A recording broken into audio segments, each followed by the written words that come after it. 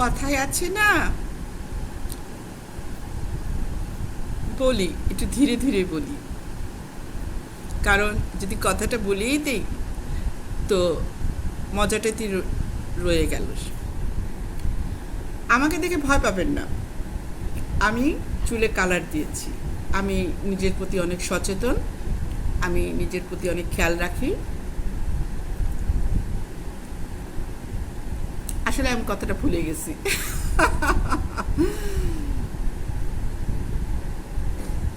আমরা পৃথিবীতে সবাই যারা এখনো জীবিত আছি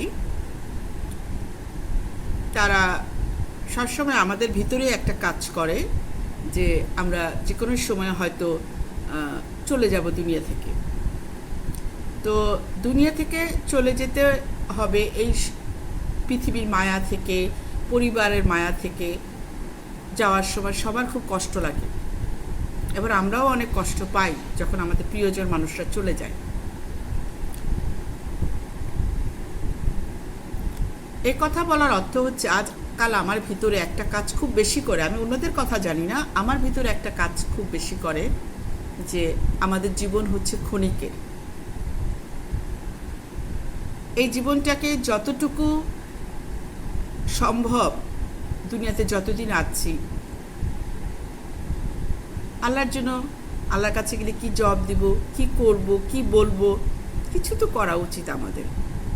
প্রতিটা মানুষের একটা জিনিস অন্তত করা উচিত, ব্যবহার। কাউকে কষ্ট না দিয়ে, কারো মনে আঘাত না দিয়ে, কারো ক্ষতি না করে আমরা নিজেরা কিন্তু ভালো থাকতে পারি। বিচার করার জন্য একজন আছেন, আমাদের সৃষ্টিকর্তা। আমরা বিচার কিভাবে করি বলেন? কারণ দুনিয়াতে আমাদের চলার জন্য আইন আছে, আমাদের চলার জন্য আল্লাহ সব কিছু দিয়েছে।